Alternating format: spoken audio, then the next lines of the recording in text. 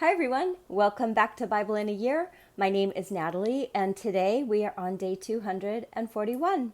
Welcome to the channel. I'm so happy that you're here today. We are going to be starting the second book of Samuel by reading 2 Samuel chapter 1. And then we're also going to be starting the book of Lamentations by reading Lamentations chapter 1.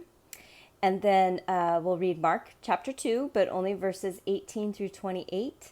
And then we're going to close out the day with Psalm 119, but only verses 105 through 112. So Psalm 119 is very, very long, so they definitely broke it up for us. So let's get started with 2 Samuel chapter 1.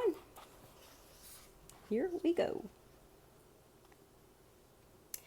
After the death of Saul, when David had returned from the slaughter of the Amalekites, and David had stayed 2 days in Ziklag, on the third day, behold, a man came out of the camp from Saul, with his clothes torn, and earth on his head. When he came to David, he fell to the earth and showed respect. David said to him, "Where do you come from?" And he said to him, "I have escaped out of the camp of Israel." David said to him, "How did it go? Please tell me." And he answered, "The people have fled from the battle, and many of the people also have fallen and are dead. Saul and Jonathan his son are dead also." David said to the young man who told him, "How do you know that Saul and Jonathan his son are dead?" And the young man who told him said, "As I happened by chance on Mount Gilboa, behold, Saul was leaning on his spear, and behold, the chariots and the horsemen followed close behind him. When he looked behind him, he saw me and called to me. I answered, 'Here I am.' And he said to me, 'Who are you?' And I answered him, 'I am an Amalekite.' And he said to me, 'Please stand beside me and kill me, for anguish has taken hold of me, because my life lingers in me.' So I stood beside him, and I killed him, because I was sure that he could not live after he had fallen. I took the crown that was on his head and the bracelet that was on his arm, and have brought them here to my Lord." Then David took hold on his clothes and tore them, and all the men who were with him did likewise. They mourned and wept and fasted until evening for Saul and for Jonathan his son, and for the people of Yahweh, and for the house of Israel, because they had fallen by the sword. David said to the young man who told him, "Where are you from?" And he answered, "I am a foreigner, an Amalekite." David said to him, "Why were you not afraid to stretch out your hand to destroy Yahweh's anointed?" David called one of the young men and said, "Go near and cut him down." He struck him so that he died. David said to him, "Your blood be on your head, for your mouth has testified against you, saying, 'I have slain Yahweh's anointed.'" David lamented with this lamentation over Saul and over Jonathan his son, and he commanded them to teach the children of Judah the song of the bow. Behold, it is written in the book of Jashar. "Your glory, Israel, was slain on your high places. How the mighty have fallen. Don't tell it in Gath. Don't publish it in the streets of Ashkelon, lest the daughters of the Philistines rejoice, lest the daughters of the uncircumcised triumph. You mountains of Gilboa, let there be no dew or rain on you, and no fields of offsprings, for there the shield of the mighty was defiled and cast away. The shield of Saul was not anointed with oil. From the blood of the slain, from the fat of the mighty, Jonathan's bow didn't turn back. Saul's sword didn't return empty. Saul and Jonathan were lovely and pleasant in their lives. In their death, they were not divided. They were swifter than eagles. They were stronger than lions. You daughters of Israel, weep over Saul, who clothed you delicately in scarlet, who put ornaments of gold on your clothing. How the mighty have fallen in the middle of the battle. Jonathan was slain on your high places. I am distressed for you, my brother Jonathan. You have been very pleasant to me. Your love to me was wonderful, surpassing the love of women. How the mighty have fallen, and the weapons of war have perished.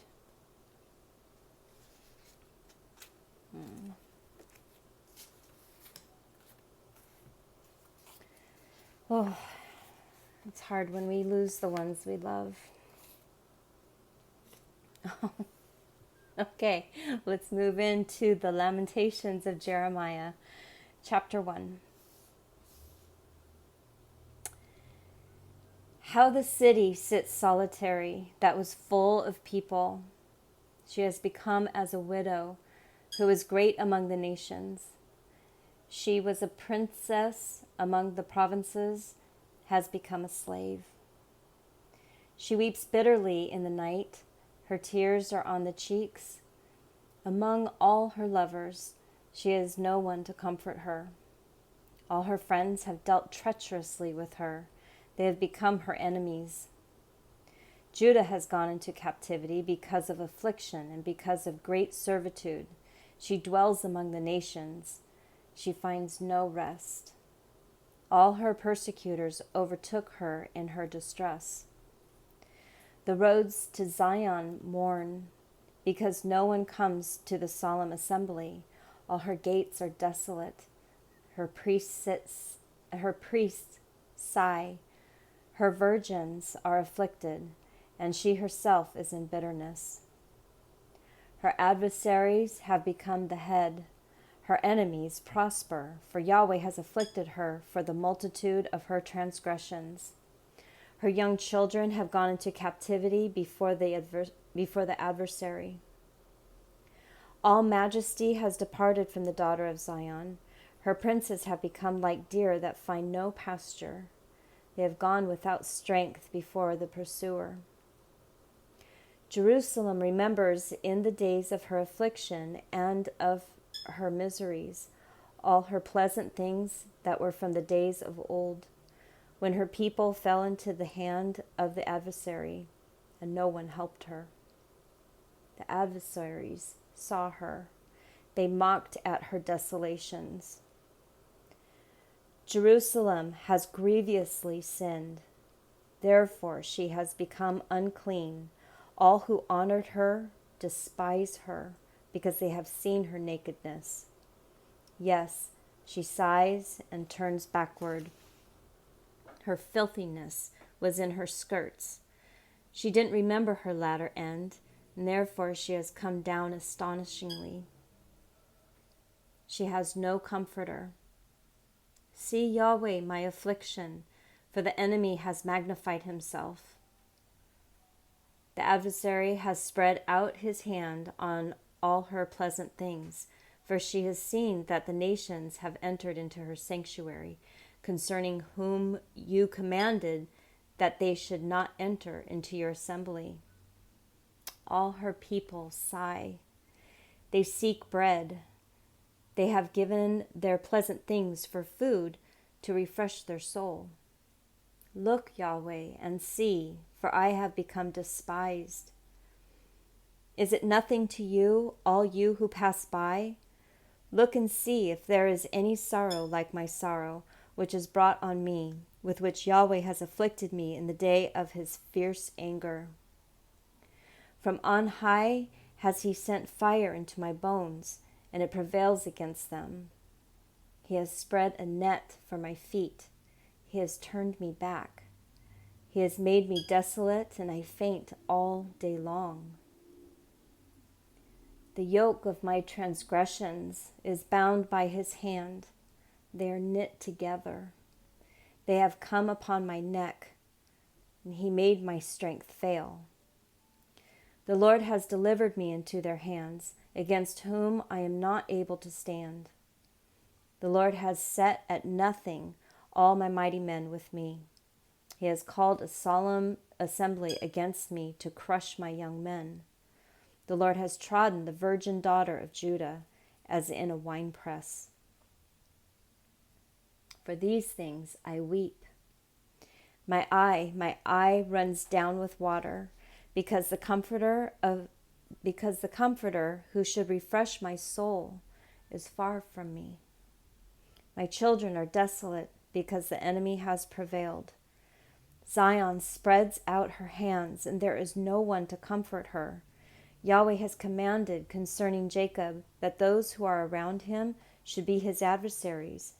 Jerusalem is among them as an unclean thing. Yahweh is righteous, for I have rebelled against his commandment.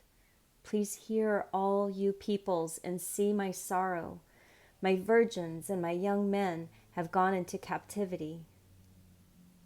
I called for my lovers, but they deceived me. My priests and my elders gave up the spirit in the city, while they sought food for themselves to refresh their souls.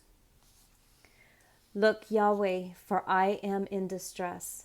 My heart is troubled. My heart turns over within me, for I have grievously rebelled. Abroad, the sword bereaves. At home, it is like death. They have heard that sigh. There is no one to comfort me. All my enemies have heard of my trouble, and they are glad that you have done it. You will bring the day that you have proclaimed, and they will be like me. Let all their wickedness come before you. Do to them as you have done to me for all my transgressions. For my sighs are many, and my heart is faint.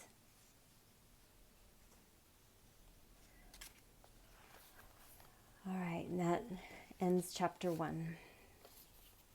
Lamentations is, I think, 5 chapters. So we're going to have about 5 days of just deep in the soul cries to God. It's going to be rough. But haven't we all had a prayer like that at some point in our life? All right, Mark chapter 2, verses 18 through 28. John's disciples and the Pharisees were fasting, and they came and asked him, "Why do John's disciples and the disciples of the Pharisees fast, but your disciples don't fast?" And Jesus said to them, "Can the groomsmen fast while the bridegroom is with them? As long as they have the bridegroom with them, they can't fast. But the days will come when the bridegroom will be taken away from them, and then they will fast in that day. No one sews a piece of unshrunk cloth on an old garment, or else the patch shrinks, and the new tears away from the old, and a worse hole is made. No one puts new wine into old wineskins, or else the new wine will burst the skins, and the wine pours out, and the skins will be destroyed. But they put new wine into fresh wineskins." He was going on the Sabbath day through the grain fields, and his disciples began, as they went, to pluck the ears of grain. And the Pharisees said to him, "Behold, why do they do that which is not lawful on the Sabbath day?" And he said to them, "Did you never read what David did when he had need and was hungry, he and those who were with him? How he entered into God's house at the time of Abiathar, the high priest, and ate the showbread, which is not lawful to eat except for the priests, and gave also to those who were with him?" He said to them, "The Sabbath was made for man, not man for the Sabbath. Therefore, the Son of Man is Lord even on the Sabbath."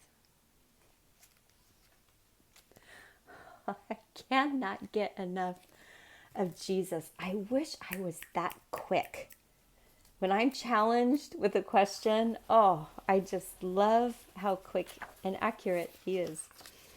All right, let's close out this day. Psalm 119, 105 through 112. You may be able to tell this is not my usual recording time. This is actually Fred's bedtime. So he's going to be getting all squirrely. Sorry for that. But you might be able to see a sunset. Maybe. Here we go. Oh, your word is a lamp to my feet and a light for my path. I have sworn and have confirmed it, that I will obey your righteous ordinances. I am afflicted very much. Revive me, Yahweh, according to your word, except I beg you, the willing offerings of my mouth, Yahweh. Teach me your ordinances. My soul is continually in my hand, yet I won't forget your law. The wicked have laid a snare for me, yet I haven't gone astray from your precepts. I have taken your testimonies as a heritage forever, for they are the joy of my heart. I have set my heart to perform your statutes forever, even to the end. Absolutely. All right, everybody. This was a heavy day. I'm so glad that you stopped by. Even though I fall into scripture on certain days that are very, very heavy and really weigh on my heart, for myself personally, I do find a little bit of comfort in there, knowing that being on planet Earth is full of sorrow as well as joy and challenges, but I am not alone in my days of lamentation and in my days of deep sorrow. So these next few days, while they're going to be heavy, they will be a reminder that we are not alone. So, anyways, come on back for tomorrow, which will be day 242. I'm going to put this guy to bed. Have the most fantastic day, and I will see you tomorrow. Bye.